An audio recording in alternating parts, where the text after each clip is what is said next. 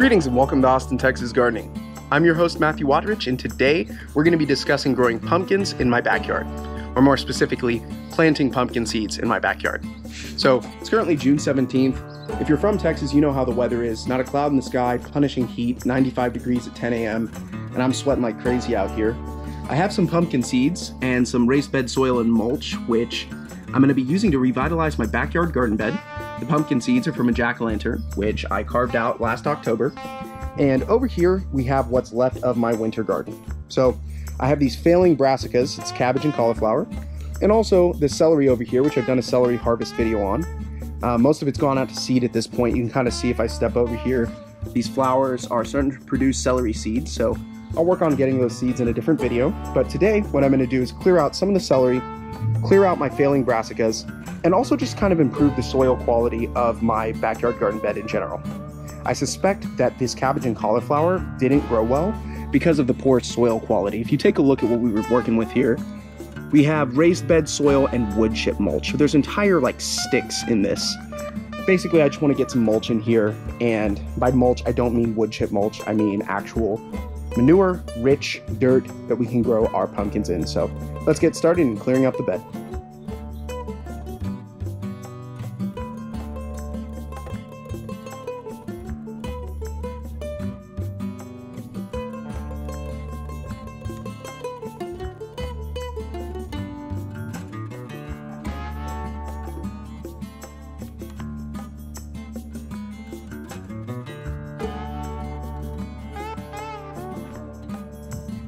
All right, so we're all done. I put down about 6 cubic feet of soil, which is about 3 inches to just cover the base of my bed here.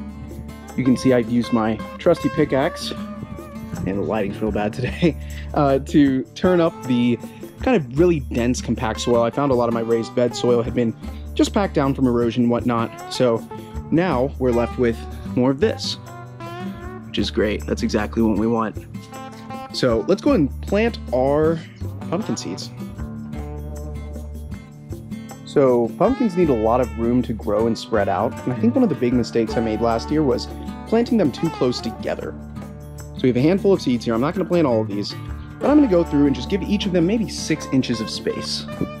And obviously 2 just fell in the same spot there, but what I'm going to do is weed these out. The ones that are more successful, I'm going to just let those stay, and the ones that are less successful, I'm going to pull those up. I'm just trying to scatter these in a reasonable pattern, and we're going to push them maybe 2 to 3 inches into the ground. Honestly, maybe even just 1 inch is sufficient, and water them in, and we'll see what happens. So let me set these seeds back down, and like I said, what we're going to do, just come around here and push them in. It's maybe like 1 inch into the ground. Not too deep. Just cover them. Throw that one out of here.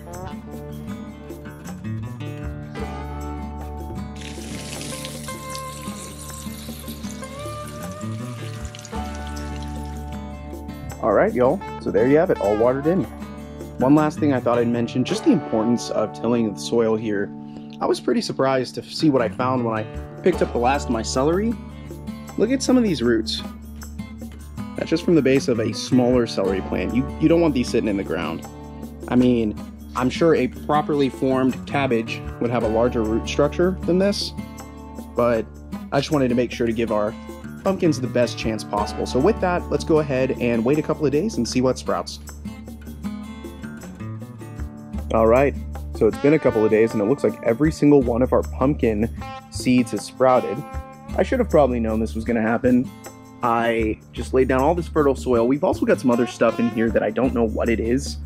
Like this here. I think there was just something in my bag of mulch that's been growing. I also see a little pocket of seeds over there that I didn't plant. But the important thing that we need to do today is thin out some of these pumpkins. So I want to give each pumpkin about 2 to 3 feet to properly spread out and grow. We'll probably settle in with 2 feet. I'm just going to go through here, and for example, where I have pumpkins spaced too closely together, I'm just going to take them right out of the soil. So let me go through and clean this up. So there you have it. I've spread these out a little bit. They're all about 1.5 to 2 or 3 feet apart. Like that right there is a solid 2 feet. That's 2.5 feet. And then there's probably only about 1 foot, but I think these are going to turn out great. They look spread out pretty evenly, and as I had mentioned before, there's some stuff growing in here. I'm not really sure what it is. Like, I didn't plant any of that. Some weird seedlings coming up there. I'm going to let them grow for a little bit and just see what happens, but we're going to keep an eye on this. Hopefully, these will mature a little bit more over the next couple of weeks. As I was walking away, I realized I didn't show the seedlings that I pulled up. Here's what we've got. So you can see how much root came up with it. Some of these still have the seeds on them. Not really worried about how much root we leave in the soil. I'm sure it's going to be just fine.